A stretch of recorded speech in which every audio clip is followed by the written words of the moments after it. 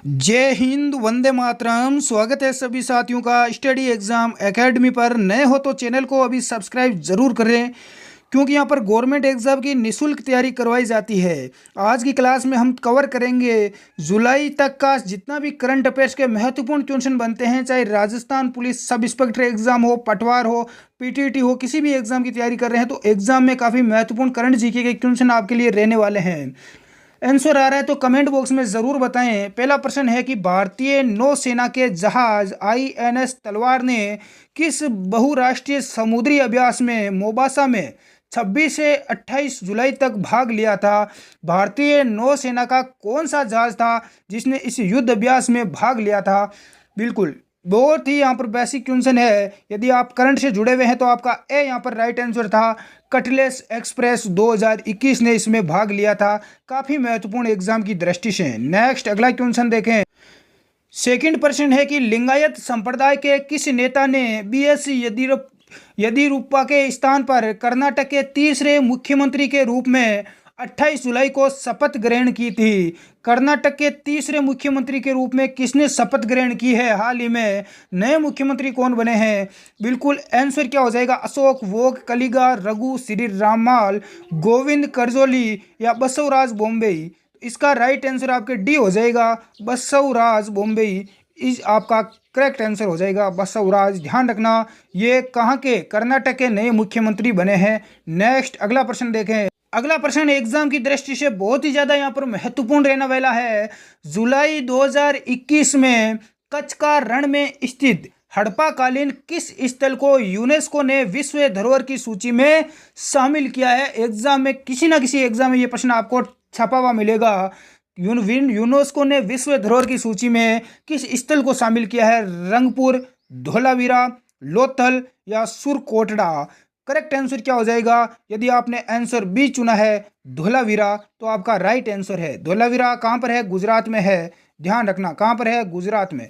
Next अगला question देखें, प्रश्न संख्या 4। अगला प्रश्न है कि केंद्रीय गृह मंत्री अमित शाह ने किस राज्य में हरित सोहरा वनीकरण अभियान का शुभारंभ जुलाई 2021 में किया? केंद्रीय गृह मंत्री वर्तमान में कौन है? अमित शाह है गृह मंत्री। इन्होंने किस राज्य में हरित सोहरा वनीकरण अभियान का शुभारंभ किया है? त्रिपुरा, मेघालय, असम या मणिपुर? यदि आपको भी आंसर आ रहा है तो कमेंट बॉक्स में ज़रूर बताएं। इसका करेक्ट आंसर बी हो जाएगा, मेघालय में। कहाँ पर किया है? मेघालय में। बी आपका करेक्ट आंसर होगा। नेक्स्ट अगला क्वेश्चन देखें। अगला क्वेश्चन है, रेगिस्तान में हरित आवरण विकसित करने के उद्देश्य से खादी और ग्राम उद्योग आयोग ने सीमा सुरक्षा बल बीएसएफ के सहयोग से राजस्थान के किस गांव में प्रोजेक्ट बोर्ड के तहत 1000 बांस के पौधे लगाए हैं? बिल्कुल, किस गांव में 1000 बांस के पौधे लगाए गए हैं बीएसएफ बॉर्डर सिक्योरिटी फोर्स की सहयोग से? इसका करेक्ट आंसर क्या हो जाएगा? तनोट, जैसलमेर, बिछवाल, भगतासनी? राइट आंसर आपका ए हो जाएगा, तनोट। तनोट जो गांव है वो कहाँ पर है? आपका तनोट है जैसलमेर में। कहाँ पर है? किस जिले में है? राजस्थान के जैसलमेर में। यहाँ पर कितने बांस के पौधे लगाए गए? 1000। नेक्स्ट अगला प्रश्न देखें। अगला क्वेश्चन है कि प्रश्न संख्या 6, दिल्ली की किस युवा खिलाड़ी ने अंतर्राष्ट्रीय यानी राष्ट्रीय महिला ऑनलाइन शतरंज का खिताब हाल ही में जीता है? किस युवा खिलाड़ी ने? वंतिका अग्रवाल, संस्कृति गोयल, मीनल गुप्ता या इनमें से कोई नहीं? यदि आपने भी इसका राइट आंसर ए चुना है, वंतिका अग्रवाल, तो आपका यहाँ पर राइट आंसर माना जाएगा।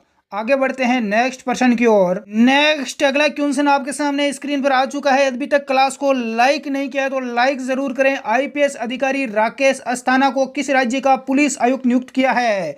आईपीएस अधिकारी राकेश को किस राज्य का पुलिस आयुक्त नियुक्त किया है? हिमाचल प्रदेश, राजस्थान, दिल्ली?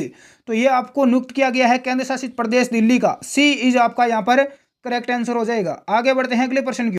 अगला क्वेश्चन आपके सामने स्क्रीन पर आ चुका है। प्रश्न संख्या 8, ग्रामीण अध्यापक से नेता बने पेड्रो कास्टिलो किस देश के नए राष्ट्रपति निर्वाचित हुए हैं?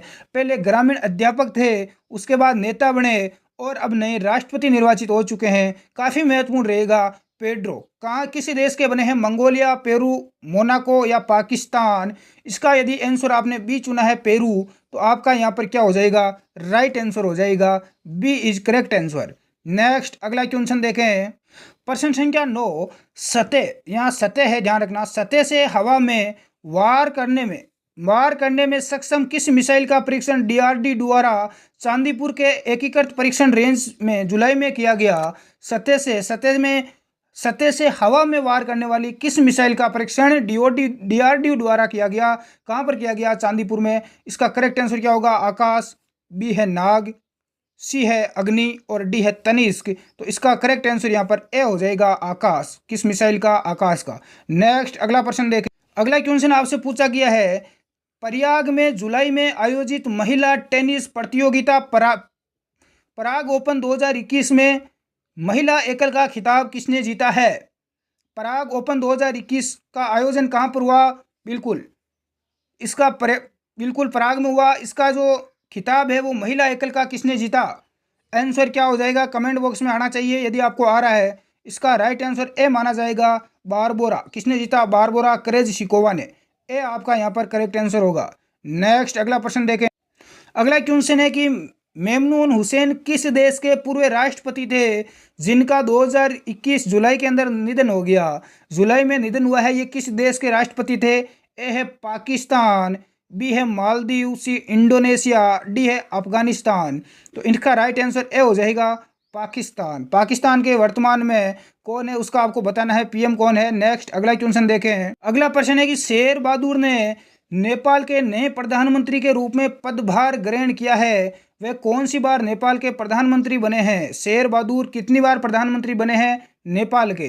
तीसरी, चौथी, पांचवी या सातवीं बार? यदि भी आपने इसका आंसर सी चुना है, पांचवीं बार, तो आपका यहाँ पर राइट आंसर माना जाएगा। नेक्स्ट अगला प्रश्न देखें। हिंदी फिल्मों के अभिनेता दिलीप कुमार का जुलाई 2021 में निधन हो गया, उनके बचपन का नाम क्या था? हिंदी फिल्मों के अभिनेता दिलीप कुमार का निधन हुआ है हाल ही में, उनके बचपन का नाम आपसे पूछा गया। मोहम्मद आरिफ शेख, मोहम्मद यूसुफ खान, इकबाल अब्बास या इनमें से कोई नहीं। यदि आपने आंसर बी चुना है, मोहम्मद यूसुफ खान, तो आपका यहाँ पर राइट आंसर माना जाएगा। नेक्स्ट अगला क्वेश्चन देखें। प्रश्न आपके सामने काफ़ी महत्वपूर्ण। किस राज्य सरकार ने अपने कार्यरत और सेवानिवृत्त कार्मिकों के हित के लिए विभिन्न योजनाओं के संचालन हेतु 3000 करोड़ की राशि से कर्मचारी कल्याण कोष के गठन को मंजूरी दी है? किस राज्य सरकार ने दी है 3000 करोड़ राशि को मंजूरी? राजस्थान, गुजरात या मध्य प्रदेश? इसका राइट आंसर ए हो जाएगा, राजस्थान। राजस्थान की राजधानी जयपुर, वर्तमान में मुख्यमंत्री है अशोक गहलोत, इन्होंने मंजूरी दी है। अगला प्रश्न देखें। अगला क्वेश्चन है कि हेनली एंड पासपोर्ट पार्टनर्स द्वारा जुलाई में जारी नवीनतम हेनली पासपोर्ट इंडेक्स 2021 में कौन सा देश 193वां वीजा फ्री स्कोर के साथ शीर्ष स्थान पर रहा है? हेनली पासपोर्ट इंडेक्स 2021 में कौन सा देश शीर्ष पर रहा है? पहले भी यही था, भारत, अमेरिका, जापान और फिनलैंड। इसका राइट आंसर सी हो जाएगा, जापान का पासपोर्ट। बिल्कुल सी आपका करेक्ट आंसर होगा। नेक्स्ट अगला देखें। अगला क्वेश्चन है, किस भारतीय अर्थशास्त्री प्रोफेसर को अर्थशास्त्र के लिए हेम्बोल्ट रिसर्च अवार्ड 2021 से सम्मानित किया गया? हेम्बोल्ट रिसर्च अवार्ड 2021 किसे मिला है? दीपाकर चटर्जी, कौशिक बसु, मालिनी भटनागर या इनमें से कोई नहीं। यदि आपने आंसर यहाँ पर बी चुना है, कौशिक बसु, तो आपका यहाँ पर राइट आंसर भी माना जाएगा। नेक्स्ट अगला प्रश्न देखें। ब्रिक्स देशों के श्रम और रोजगार मंत्रियों की 7वीं बैठक किस देश की अध्यक्षता में संपन्न हुई? दक्षिण अफ्रीका, चीन, ब्राजील या भारत? तो 7वीं ब्रिक्स देशों की जो बैठक है वो किस देश की अध्यक्षता में हुई? भारत। डी इसका क्या हो जाएगा? इंडिया करेक्ट आंसर होगा। नेक्स्ट अगला क्वेश्चन देखें। अगला प्रश्न है, किस भारोत्तोलक ने महिलाओं की 49 यानी 49 किलोग्राम वर्ग की भारोत्तोलन स्पर्धा में रजत पदक जीतकर टोक्यो ओलंपिक में भारत को पहला पदक दिलाया? मीराबाई चानू, लक्ष्मीबाई, प्रिया पूनिया। तो टोक्यो ओलंपिक में भारत को पहला पदक दिलवाया था मीराबाई चानू ने। किसने? मीराबाई चानू। ए आपका यहाँ पर राइट आंसर होगा। कितने किलोग्राम में? 49 किलोग्राम में, ध्यान रखना, भारोत्तोलन में।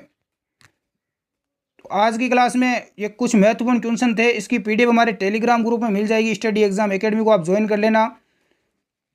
और हर साप्ताहिक अपनी अब क्लास रहने वाली है करंट जीके का। जैसे ही साप्ताहिक प्रश्न बनेंगे महत्वपूर्ण, सिर्फ एग्जाम में आने वाले प्रश्न ही हम कवर करेंगे, बाकी तो बहुत सारा डेली का 10-15% बन जाता है करंट जीके का, आप बना के हम डाल भी सकते हैं, लेकिन वही प्रश्न डालेंगे। अब राजस्थान का करंट भी लेके आएंगे ताकि विद्यार्थियों की समय पर तैयारी होती रहे। धन्यवाद। जय हिंद।